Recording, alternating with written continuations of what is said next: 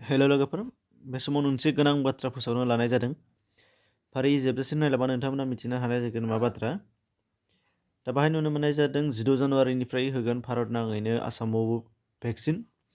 आरो बिनि सिगां गासै बाथ्रा फोसावनानै होदों आसामनि सावस्रि बिफाननि मन्थ्रि डक्टर हिमन्त बिश्व शर्मा बिथाङा।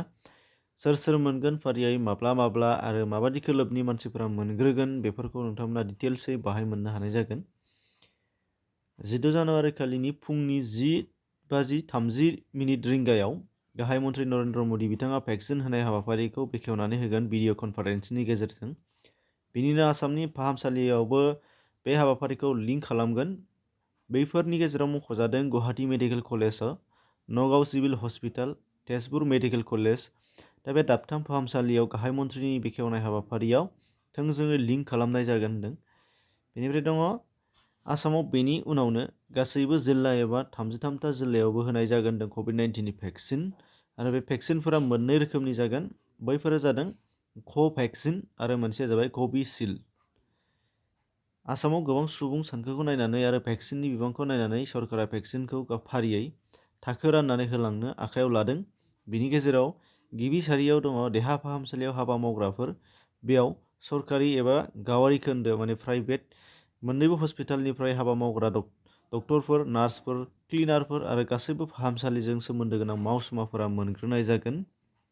नैथियाव मोनगोन पुलिस, मिलिटारि एबा रैखाथि हान्जानि सोद्रोमाफोर।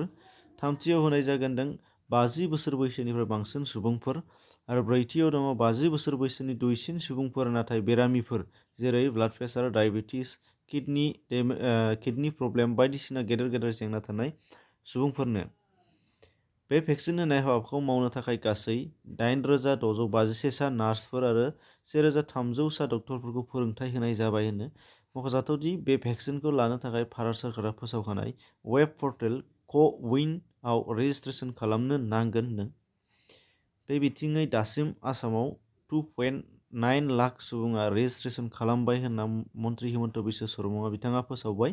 नाथाय बेनिनो गिबि खोलोब भेक्सिन होनायाव 1.9 लाखखौल' होग्रोनाय जागोन आरो आद्राखौ नैथि खोलोबाव होनाय जागोन होनदों। मख'जाथावदि बे भेक्सिनखौ गासै आसामाव गं 65 देहा फाहामसालियाव गिबि खोलोबखौ होजेननाय जागोन। दासिम 2,21,500 भेक्सिनफोरा आसामाव सफैनानै दङ होननानैबो बिथाङा फोसावनानै होदों। दा बेफोरनि गासै बाथ्रा बिथांमोननि बिबुंथिखौ नोंथांमोना डिसक्रिपसनाव लिंक मोनगोन, बेजों थांनानै खोनासंनो हानाय जागोन। दा बेफोर बाथ्राफोरखौ बिथाङा फोसावनानै होदों आरो बेफोर बाथ्राफोरखौ मिथिनो गोनां होननानै आं सानदों। बेखायनो नोंथांमोननि गेजेराव शेयार खालामना होदों। एसेनोसै, गोजोन्थों।